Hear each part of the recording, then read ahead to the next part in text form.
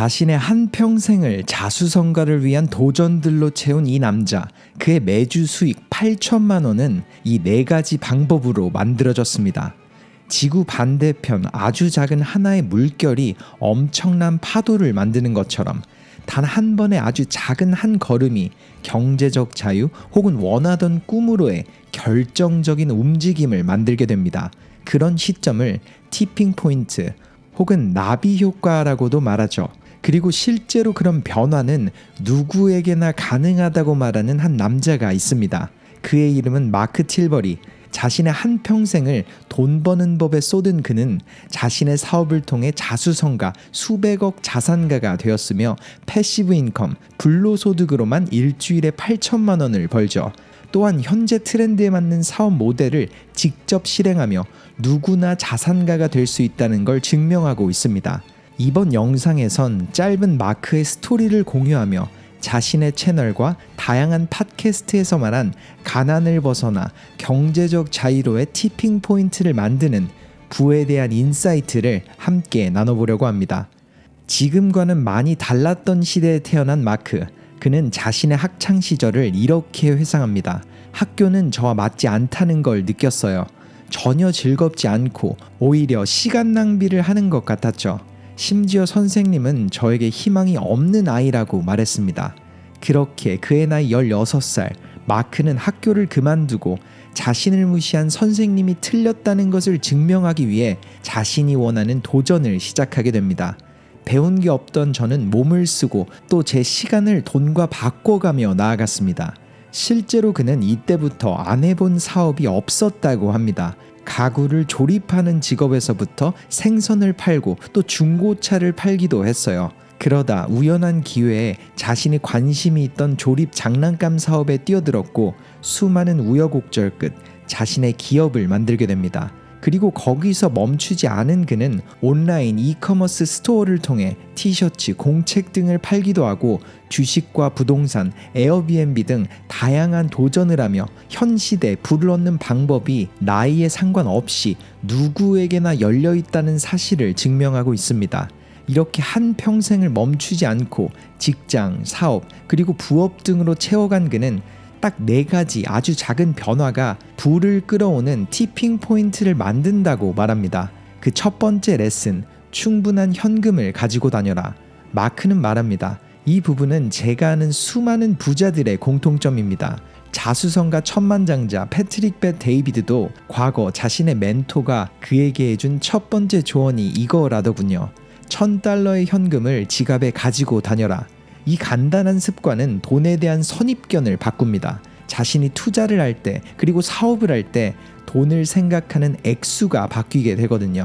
워렌 버핏도 항상 $400 이상의 현금을 가지고 다닌다고 합니다. 지갑에 현금을 가지고 다님으로써 우리의 자산이 디지털 세상에만 있는 게 아니라는 사실과 또 심적인 안정감을 가져다 준다고 말하기도 했죠. 마크는 자신의 아들과의 일화도 이렇게 이야기했어요. 제 아들이 영상 제작 사업을 한다고 했을 때 저는 이렇게 물었습니다. 고객들에게 가격은 얼마나 청구할 생각이니? 아들은 이렇게 대답했죠. 하루에 $100를 청구할 생각이에요. 그런 아들의 대답에 저는 웃음을 터뜨리고 말았습니다. 시작하는 아들에게 너무 미안하기도 했지만 제가 웃음이 터진 이유는 아들이 가격을 정한 기준치가 자신이 쓰는 돈에 부합하는 기준이었기 때문이었어요. 진짜 사업가들 그리고 앞으로 만나게 될 고객들과 전혀 다른 그런 가격이었기 때문이죠. 저는 아들에게 최소 $200는 청구하라고 조언했습니다.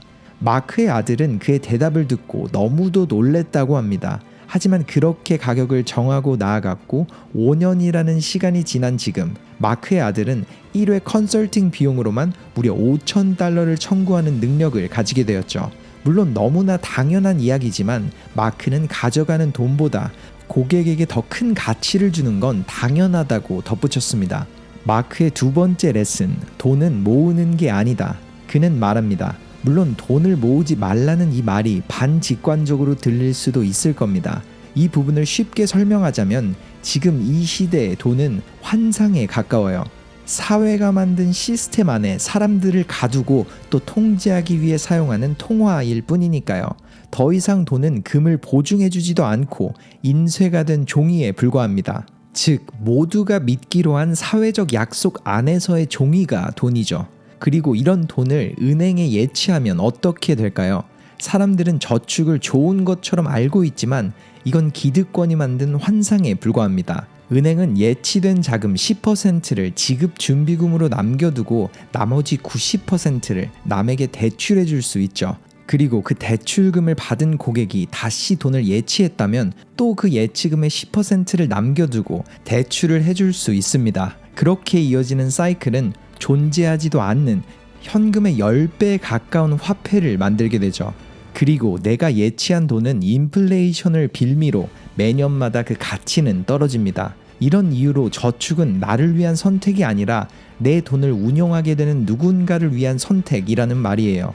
저축해서 부자가 되는 길은 환상입니다. 실제로 전 세계의 은행은 마크가 말한 방식대로 돌아갑니다. 심지어 한국의 지급준비율은 10%가 아닌 단 7%에 불과하죠. 그리고 대부분 지금쯤 이런 질문이 드실 수도 있겠죠. 그럼 저축하지 말고 돈을 어떻게 하라고? 이 질문에 대한 마크의 대답이자 세 번째 레슨, Increase your value. 당신의 가치를 올려라. 마크는 말합니다. 사람들은 항상 좋은 기회만을 찾으려 합니다. 예를 들어 인생을 바꿀 만한 한 가지 투자처. 그 예시는 주식이 될 수도 있고 혹은 가상화폐, 부동산 등이 있을 수 있겠죠. 하지만 이 모든 건 내가 창조한 것에 대한 가치가 아닌 누군가가 창조한 것에 대한 가치일 뿐입니다. 그렇기에 진짜 이기는 사람들은 한 번의 기회를 노리며 마냥 기다리지만 않고 그 시간에 다른 무엇을 합니다. 바로 자기 자신의 가치를 올리기 위한 노력이죠. 물론 이 부분은 자기 개발을 말하는 게 아닙니다. 부를 만들어가는 초기 과정에서 자기 자신에 대한 투자는 무언가를 배우거나 자격증을 취득했을 때 나의 인컴, 수입이 늘어나는 것에 투자해요. 즉, 나의 수입과 상관관계가 있는 배움에 먼저 투자하세요. 제가 과거로 돌아간다면 무언가를 배우면서 나의 수입을 올리고 가치를 높여가는 이 순환을 가능하면 많이, 최대한 빠르게 반복할 겁니다. 그게 제가 부를 이룬 방법이기도 하고요. 물론 마크는 이 한 가지 방법만을 말하진 않았습니다. 주식, 부동산 등 다양한 투자처도 좋은 선택이라고 했죠. 하지만 완전히 이해하기 전에는 투자하지 말라고 조언합니다.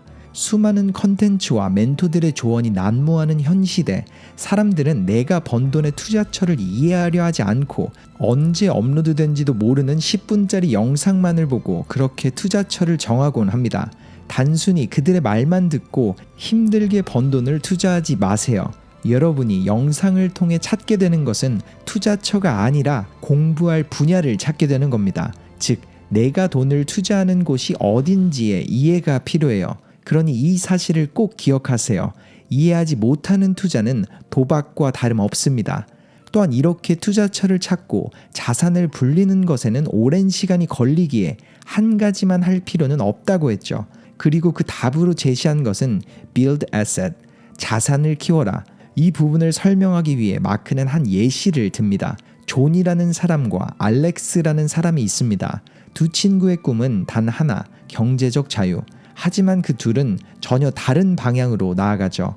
존은 주식시장을 이용해서 부자가 되려 하고 알렉스는 그 시간을 이용해서 주식이 아닌 자신만의 상품, 서비스를 만들기 위해 투자를 해요.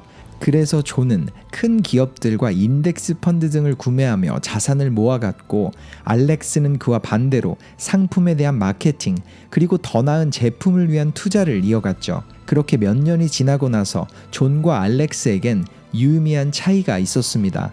존의 경우는 그의 주식 수익과 배당금이 생활비를 충당하기까지는 아직 많은 시간이 남았지만 알렉스는 자신이 만들어온 상품이 유명세를 얻어가며 매달 엄청난 수익을 만들어내고 있었죠. 여기서 한 가지 질문을 할게요. 여러분은 둘 중 어떤 길로 나아가고 있나요? 하지만 중요한 부분은 단 한 가지 길만 갈 필요가 없다는 겁니다. 존의 투자 방식은 내가 진행하는 것이 아닌 누군가에 의해 만들어진 자산이기에 남는 시간을 이용해서 나만의 자산을 만들어 가세요. 그렇게 자산을 늘려갈 때 부의 확률은 기하급수적으로 커질 겁니다. 앞서 말한 은행의 예시처럼 자산을 얻고 이용하는 사람에게 부가 쏟아집니다. 은행은 예치된 누군가의 자산을 이용해서 더 큰 수익을 남기기 위해 대출을 해주고, 또 주식시장도 마찬가지로 투자자들의 자산을 모아 더 큰 수익을 만들기 위해 상품, 서비스를 만들죠. 그렇기에 잊지 말아야 할 것은 나의 자산이 항상 누군가에 의해 움직이는 것보다 바로 내가 자산을 움직일 수 있는 힘을 키워나가야 한다는 것. 그리고 그는 워크라이프 밸런스를 버리고 위험 앞 도전하는 것에 대한 두려움을 없애라며 마지막으로 이런 조언을 남겼습니다. 지금 우리가 사는 이 시대에는 단 한 번의 결정이 10년 후 혹은 30년 후 엄청난 영향력을 가져오곤 합니다.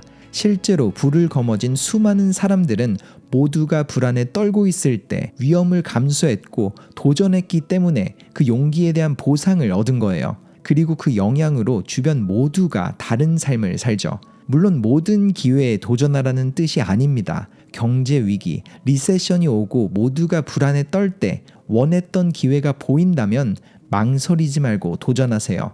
불안이란 감정에 휘둘려 행동을 미루지 말고 준비해온 대로 나아가면 됩니다. 앞서 말한 성공한 모두가 후회하는 것 중 하나는 기회 앞 더 용감하지 못했던 것. 그러니 백만장자가 된 미래의 자신이 부끄럽지 않아 할 그런 결정을 내리세요. 이번 영상, 한평생 부를 향한 도전을 해온 자수성가 자산가 마크의 경험과 조언, 충분한 현금을 가지고 다니고 번 돈을 현금이 아닌 자산으로 키울 수 있도록 남이 창조한 가치를 공부해보며 투자를 하라. 그리고 동시에 나만의 자산을 만들고 가치를 키워가라. 마지막으로 인생이란 여정 속 남들과는 다르게 용기를 가지고 도전하라. 이렇게 정리할 수 있을 것 같습니다.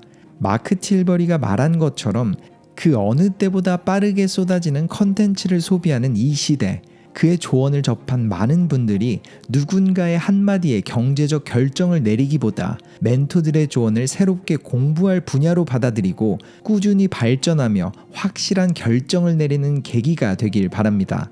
간절히 원했던 변화의 시작이자 나라는 그릇에 물이 넘쳐 흐르는 티핑 포인트는 단 한순간이 아닌 오래도록 쏟아온 시간과 노력에 의해 일어나니까요.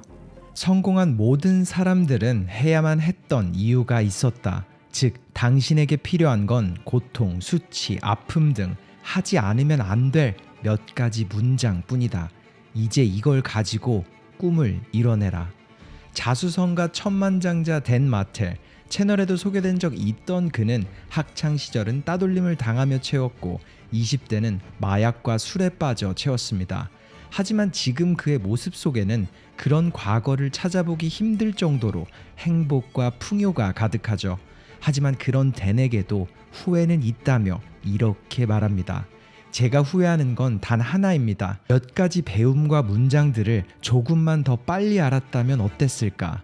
분명 저는 더 빠르게 행복과 풍요를 느끼고 더 큰 성공을 이뤘을 겁니다. 그리고 오늘 제가 나눌 메시지는 오늘날 제가 가진 유일한 후회들입니다. 이런 말을 남긴 댄 마텔.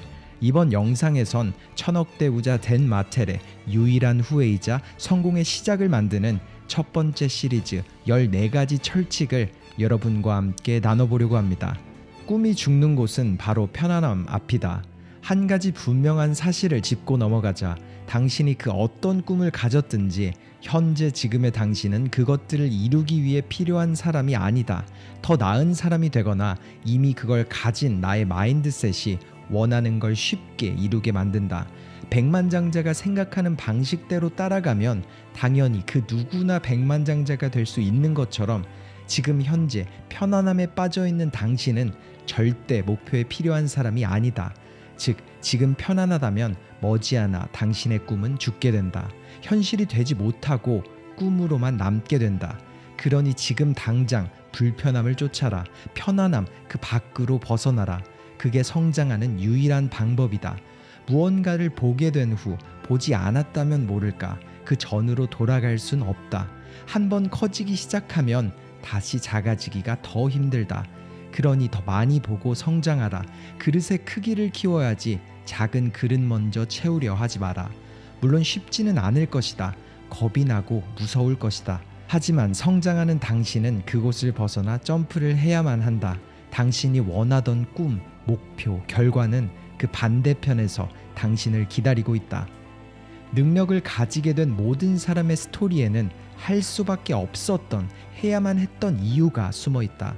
아마 이 영상을 보는 대부분은 특정 분야에서 이름을 날리는 사람 혹은 성공한 사람들을 보면 될성 부른 나무는 떡잎부터 다르다, 이런 격언을 떠올리며 그들은 나와는 다른 특별한 걸 가지고 있을 거라고 생각한다.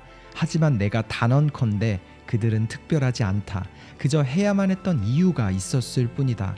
당신이 겪어보지 않았던 고통 때문에 혹은 수치심 때문에 하지 않고서는 단 하루도 보낼 수 없는 역경을 겪었다. 그 스토리 때문에 그들은 이뤄낸 것이다. 즉, 당신도 그들과 다르지 않다. 그저 스토리가 부족한 것뿐이다. 성공은 트라우마에 대한 반응으로 이뤄진다. 위기 앞 그들이 받아들이는 방식에 따라서 특별한 성취가 이뤄지는 것이다. 선택권이 없을 때까지 밀어붙여라. 성공 말고 택할 수 있는 게 없어질 때 상상치 못했던 힘과 능력이 생긴다. 미래를 말할 때 가정법을 쓰지 마라. 누구든지 자신의 계획을 말할 때 할 수 있을 것이다, 이뤄낼 수 있을 거다, 이렇게 가정법을 사용하는 의미 속에는 혹시 모를 실패의 가능성이 담겨져 있다. 그러니 사소한 문장부터 바꿔라. 그리고 누군가 그거 괜찮을 것 같은데? 그거 좋은 생각인 것 같은데? 이런 가정법을 쓰며 반응한다면 그들의 문장 속에 숨겨진 실패를 인지하라. 대부분의 경우에 그들은 행동하지 않을 것이고 이뤄내지 못하게 될 것이다. 개인이 쓰는 문장 속에는 그 사람의 미래를 예측하는 힘이 숨겨져 있다. 그러니 그렇다 혹은 아니다, 확실한 대답을 통해 미래를 그려나가라. 자신감은 목소리만 큰 게 아니라 자신의 값어치를 알 때 나오는 것이다. 현재 내가 만나는 대부분의 사람들은 큰 목소리를 가지고 많은 말을 하지 않는다. 하지만 조용한 자신감을 가지고 있다. 그저 묵묵히 자신의 할 일을 해나가며 운동, 독서 등으로 자기 관리를 하곤 한다. 이미 필요한 것들을 알고 있기에 많은 말을 하지도 않을 뿐더러 자신이 가야 할 길을 정확히 알고 있다. 한번 이렇게 생각해보자. 당신에게 1000억이라는 자산이 있다면 당신은 어떻게 세상을 살아가고 어떤 걸음과 말투를 쓰고 있을까? 즉, 대부분의 경우는 시끄럽거나 혹은 큰 목소리로 떠벌리는 사람들이 가장 취약한 사람이라는 사실을 잊지 마라. 돛담배에서는 대포를 쏠 수 없다. 그러니 튼튼한 기반부터 다져라. 시작하는 단계에서 사람들은 실수를 한다. 너무나도 빠르게 가기 위해서 기반을 다지는 것도 잊은 채로 혹은 포기한 상태로 의욕만 앞선다. 돛담배에서 대포를 쏘려고 한다면 튼튼한 지지대가 없는 상태에서 포탄은 멀리 가지도 않을 뿐더러 돛담배는 산산조각이 나 가라앉고 말 것이다. 그러니 엄청난 행동이 필요한 도전으로 무리한 시작을 할 필요는 없다. 다만 작게 할 수 있는 것들을 하나씩 최선을 다해서 해나가며 올바른 기반을 다져야 한다. 무리한 도전 후 실패는 자신감을 빼앗고 의욕 또한 앗아가는 최악의 결과를 만든다. 즉, 작은 행동엔 참을성을 버리고 큰 종착점에 꾸준한 참을성을 가질 때 큰 행동을 할 수 있는 기반이 만들어진다. 다른 사람의 지도를 통해서 진정한 자신은 절대 찾을 수 없다. 내가 정의하는 개인의 삶은 진정한 자신을 알아가는 것이다. 그리고 인생에 도움이 되는 목표는 진정한 자신을 찾아가는 여정 속 올바른 방향을 가리키는 목표라고 생각한다. 그리고 이 과정에서 사람들은 남들이 진정한 자신을 찾으려 떠난 발자취를 똑같이 따라가며 자신도 같은 결과를 얻기를 원하고 있는 것 같다. 하지만 개인의 여정은 손가락의 지문과도 같다. 인생의 미로 속에서 그 끝을 가리키는 지도는 각각의 사람마다 모두 다를 수밖에 없다. 물론 그들의 경험과 여정을 통해서 약간의 힌트를 얻을 수는 있을 것이다. 하지만 정답을 찾기 위해서는 남들이 아니라 자신 안을 봐야만 한다.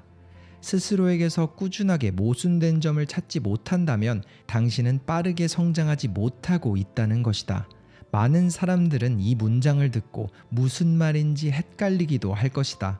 쉽게 말하자면 성공과 성장을 위해서는 많은 실패와 고난을 겪으며 새로운 부분을 배우는 과정이 필요하다. 즉, 내가 과거에 했던 사고 방식이나 결정들이 오늘날의 나에겐 너무나도 식상하고 당연하게 실패를 부르는 일이라고 혹은 거짓된 일이라고 계속 느껴야 한다.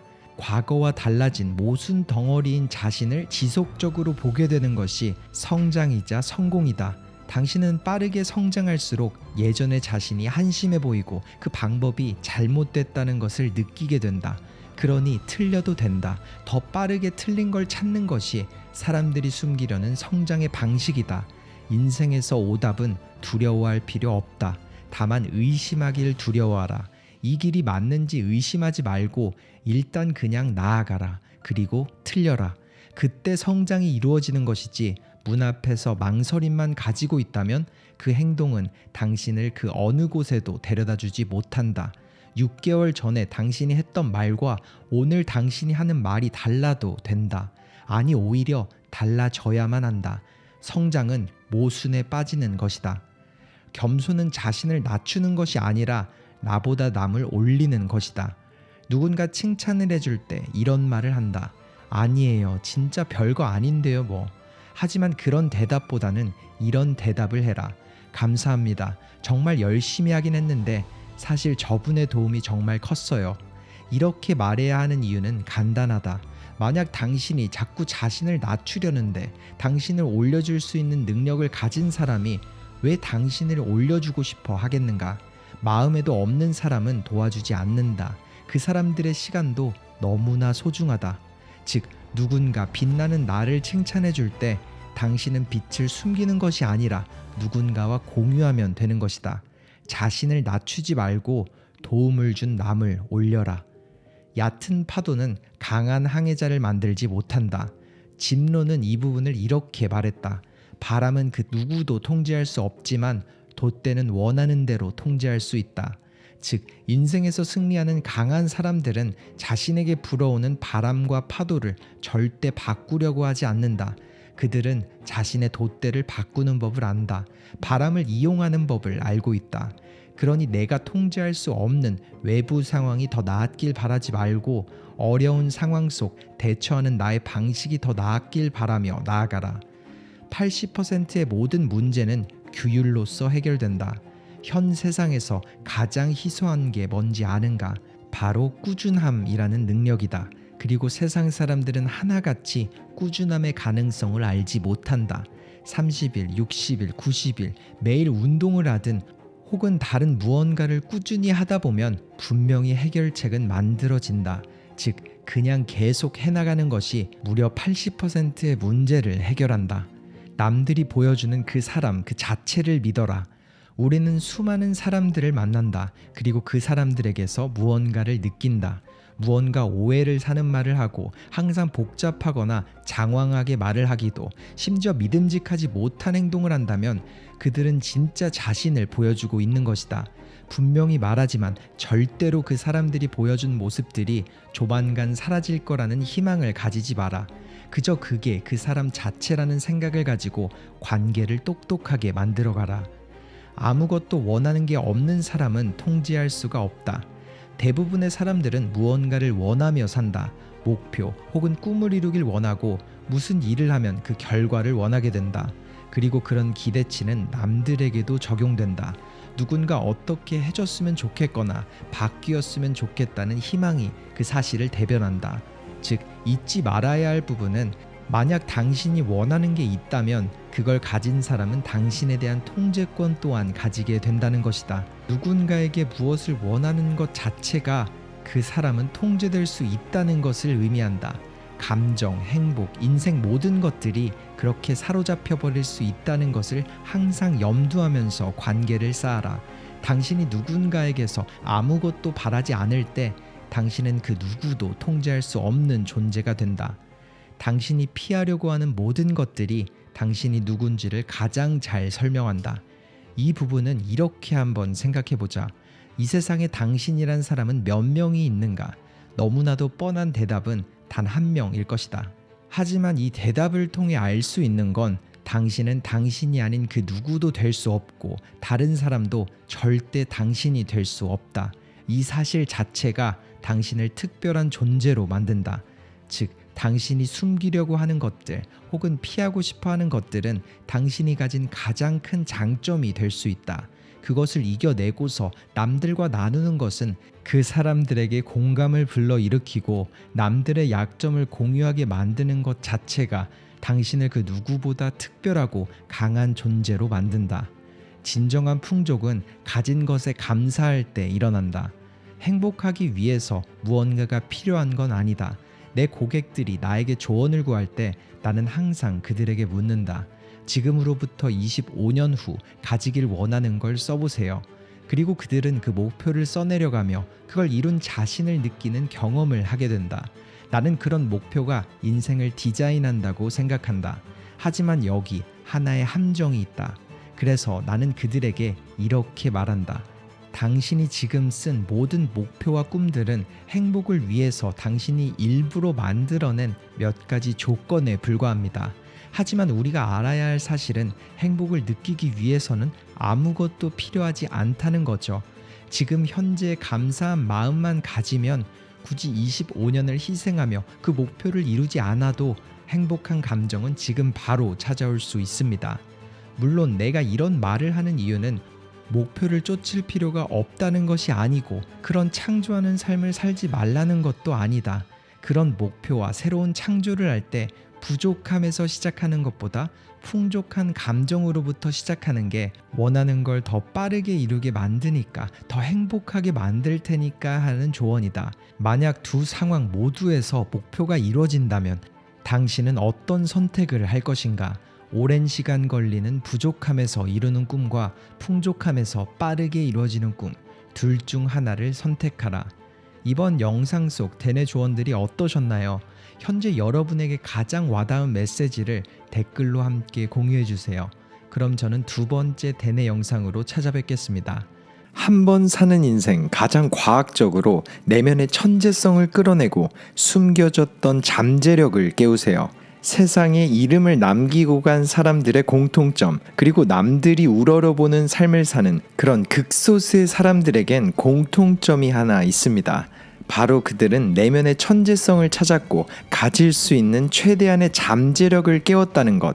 이 사실을 통해 쉽게 느낄 수 있는 것처럼 개인이 추구할 수 있는 최고의 삶은 남들의 삶을 따라가거나 혹은 그들처럼 되는 게 아닙니다. 진정한 자신을 찾고 최대의 잠재력을 발휘하는 거죠. 아름다움이란 단어의 뜻처럼 말이에요. 그리고 그런 내면에 숨겨진 잠재력, 천재성을 찾는 가장 과학적인 방법을 제시한 한 남자가 있습니다. 현 시대에서 가장 영향력 있는 사상가 10인 중 한 명, 세계 최고의 교육기관 와튼 스쿨의 최연소 종신교수, 조직 심리학의 대가인 그의 이름은 애덤 그랜트.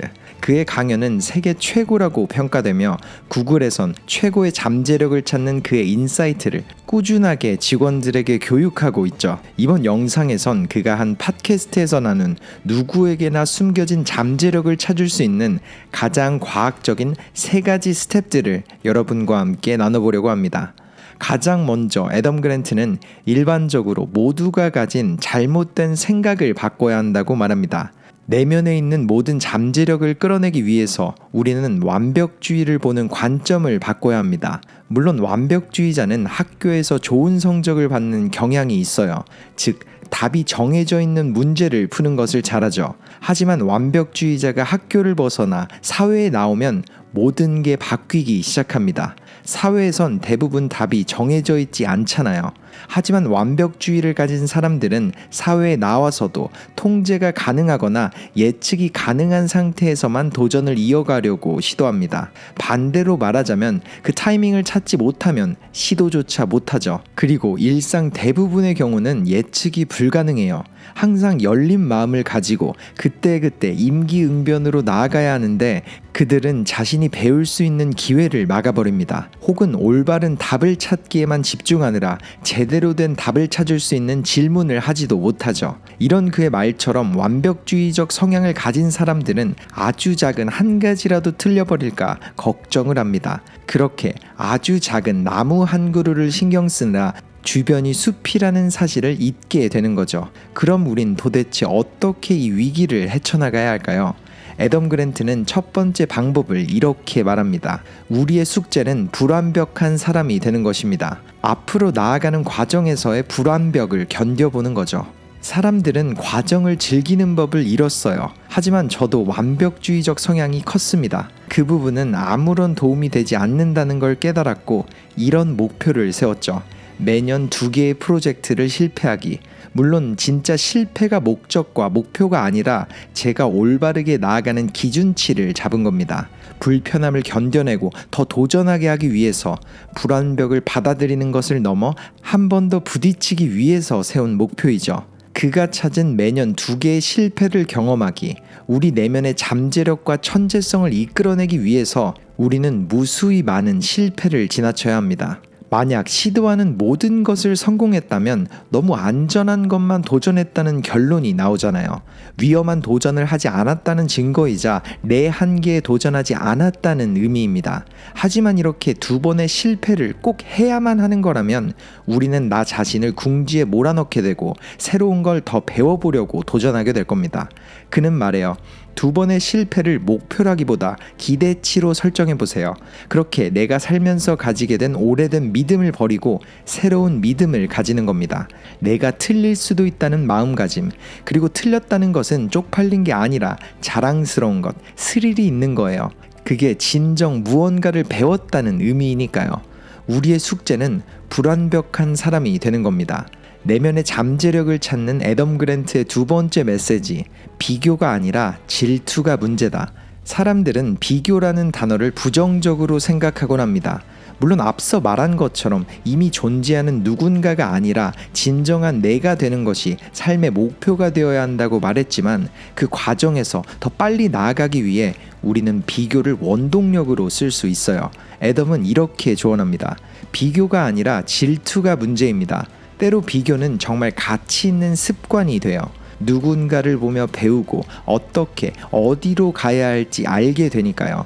하지만 그들이 가진 것을 가지려는 것을 넘어 그들의 것이 내 것이었어야 한다는 생각, 그런 질투가 행복을 앗아가고 문제가 되기 시작합니다. 그러니 질투가 아니라 비교를 하며 나아가세요. 그리고 누군가 나보다 빠르게 나아가는 사람이 있다면 그 사람은 분명 나에 비해 더 나은 강점을 가지고 시작했을 수도 있다는 그런 부분을 인정하는 겁니다. 누구의 삶에나 어드밴티지는 존재하니까요. 내가 가지지 못했지만 그들이 가지고 있던 강점을 비교하지 말고 그럴 땐 오히려 반대로 접근해 보세요. 같은 길을 돌아가게 되면서 더 많은 거리, 더 많은 경험을 하게 된 거잖아요. 그 부분은 언젠가 큰 도움이 될 겁니다. 이런 조언을 남긴 애덤 그랜트는 가장 올바른 비교는 자신과의 비교라고 말하기도 했습니다. 그게 과정에 중점을 두는 것이기 때문이죠. 과거의 나와 오늘의 나를 비교하는 건 내가 지나온 길, 즉 과정을 중요시하게 만들고 오늘의 나와 미래의 나를 비교할 때 우리는 삶에 대한 기준을 높이게 됩니다. 그러니 남에게서 질투가 아닌 비교에 멈출 수 있게, 그리고 과거, 현재, 미래의 나를 비교하며 나아가세요. 잠재력은 종착지가 아니라 과정입니다. 애덤 그랜트의 3번째 방법, 나도 보지 못하는 내 안의 잠재력을 보는 코치를 찾아라. 앞서 말한 것처럼 세상에 이름을 남긴 사람들과 남들보다 앞서가며 최고의 잠재력을 깨운 사람들, 그들의 공통점 중 하나는 바로 그들이 보지 못했던 잠재력을 봐준 누군가가 있었다는 겁니다. 세계 최고의 선수들은 모두 코치가 있는 것처럼 성공한 모두는 혼자서 한 게 아니라 멘토, 스승이 있었죠. 물론 여기서 이런 생각이 들 수도 있습니다. 나는 현재 지금 그런 사람이 주변에 없는데? 그런 분들을 위해서 애덤은 이 방법을 추천합니다. 더 나아지기 위해서, 발전하기 위해서 사람들은 남들에게 피드백을 묻곤 합니다. 하지만 잠재력을 이끌기 위해서는 피드백보다는 조언을 물어야 합니다. 피드백을 물으면 사람들은 내가 맞는지 틀렸는지 이렇게 이분법적으로 판단하지만 올바르게 조언을 묻는다면 미래에 어떻게 더 잘할지, 더 나은 자신의 발전에 집중하게 됩니다. 그리고 그 질문의 예시는 이거죠. What's one thing I can do better? 다음에 더 잘했으면 하는 한 가지가 뭔가요? 물론 한 명이 아닌 여러 명에게 이 질문을 하며 교집합이 되는 패턴을 찾아보세요. 혹은 1점에서 10점까지 점수를 물어보고 만약 그들이 생각하기에 내 점수가 3점 혹은 6점이라면 다음 시도에 10점에 가까워지기 위해서 보완했으면 하는 한 가지를 물어보는 겁니다. 그렇게 남들의 질문을 거울처럼 보는 거죠. 애덤 그랜트는 이 두 가지 질문이 자신이 심리학 분야를 연구하고 또 자기 개발을 하며 가장 도움이 되어 온 질문이었다고 합니다. 그리고 동시에 항상 과거의 내 위치를 돌아보며 더 나아가고 있는 과정 중에 있는 나를 자랑스럽게 생각하는 것도 잊지 말라고 조언했죠. 왜냐하면 남들에게 이 두 가지 질문을 했을 때 위축되거나 다음 도전이 두려워질 수 있으니까요. 그는 말합니다. 일부러 나를 불편하게 할 일을 찾고 그 일들을 해나가는 것이 성장입니다. 중간중간 물론 이런 생각이 들 수도 있겠죠. 난 여기에 있어야 할 사람이 아닌 것 같은데 이 일을 해도 될 사람이 아니야. 하지만 이런 생각들은 절대 오래가지 않습니다. 그리고 그 일을 해나가며 누군가가 신경 쓰인다면 꼭 이걸 기억하세요. 이 세상 누구든지 모두를 만족시킬 순 없다는 사실. 그렇기에 나에게 누구의 의견이 중요한지를 먼저 정하는 거죠. 그리고 많은 사람이 실망하는 한이 있더라도 나의 성장에 중요한 그 사람만은 실망하지 않도록 행동하는 겁니다. 나와 같은 길을 이미 간 멘토, 코치의 조언만 믿고 나아가세요. 잠재력은 완벽해지고서 쓰는 게 아니라 도전하고 나아가며 완벽에 가까워지는 겁니다. 그리고 그 누구도 심지어 당신도 지금의 당신만 보면서 내면의 가능성을 판단할 수는 없어요. 과거의 자신을 보면서도 잠재력은 판단할 수 없죠. 하지만 누군가의 잠재력을 가장 가깝게 판단할 수 있는 건 우리가 지나온 삶의 장애물 그리고 눈앞의 문제들을 어떻게 풀어갔고 또 어떻게 풀어갈 건지가 말해줄 겁니다. 이처럼 그는 행동하며 자신감을 찾아가라고 말했습니다. 잠재력도 행동할 때 우리에게 끌려오니까요. Cause and effect, 원인이 있어야 결과가 만들어지는 것처럼 눈앞에 힘든 일 혹은 장애물에 도전할 때 과정 속에서 우린 이런 느낌을 받게 돼요. 내가 생각했던 것보다 더 많이 왔네? 나 생각보다 대단한 사람이구나. 바로 이때 자신감이 생깁니다. 그리고 애덤의 조언 중 한 인사이트가 너무도 와닿았습니다. 어떤 목표를 보며 언젠간 나도 저걸 할 수 있을 거야. 이렇게 생각한 적이 있다면 이 사실을 잊지 마라. 그 언젠가가 지금이 되지 말라는 법은 없다. 당신이 생각하는 것처럼 마법처럼 준비되는 그런 날은 없다. 만약 무엇이든 할 수 있는 그런 마법 같은 느낌이 존재한다면 그건 준비할 때가 아니라 도전 후 시도 중에 느껴질 것이다.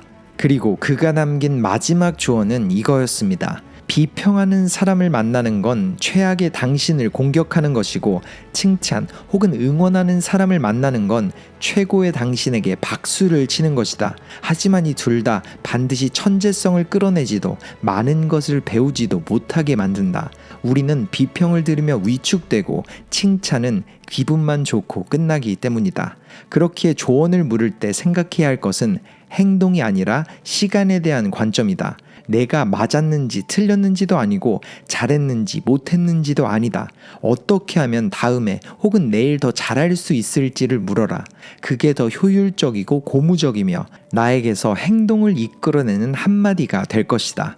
숨겨진 잠재력을 꺼내려는 당신이 원하는 건 과거나 지금이 아니라 내일 더 나은 자신이다. 바로 그게 올바른 삶으로의 자신 내면의 천재성을 가지는 가장 빠르고 올바른 항해가 될 것이다. 이번 영상 속 애덤 그랜트의 인사이트, 완벽주의가 아닌 불완벽주의를 쫓아가며 나를 불편하게 하는 일을 꾸준히 도전하기, 그리고 매년 2번의 큰 실패를 하도록 기준치를 높이는 것, 한 사람을 망치는 건 비교가 아닌 질투임을 인지하고 올바르게 남과 비교하며 나아가고 또 과거, 현재, 미래의 나를 비교하며 자신감을 얻기, 그리고 내가 볼 수 없는 내 안의 잠재력을 보는 코치, 멘토를 찾아 그들의 의견만을 생각하며 도전하고 만약 그런 사람들이 주변에 아직 없다면 내가 잘했는지 못했는지의 조언보다는 어떤 한 가지가 더 나은 다음 시도를 만들지를 물으며 한 가지씩만 고쳐 나아가기, 이렇게 정리할 수 있을 것 같습니다. 당신이 무엇을 믿느냐에 따라 모든 것이 바뀔 것이다. 아인슈타인이 남긴 이 문장처럼 이번 짧은 영상 속 애덤 그랜트가 나눈 가장 과학적으로 잠재력을 찾는 이 방법이 남들을 쫓던 분들께 내면의 나를 보게 하고 결과보다는 과정을 중요시하게 만드는 계기가 되며 종착지가 아닌 최고의 잠재력이란 과정 속에서 원하는 모든 걸 얻으며 살아가는 출발점이 되길 바랍니다. 터닝포인트였습니다.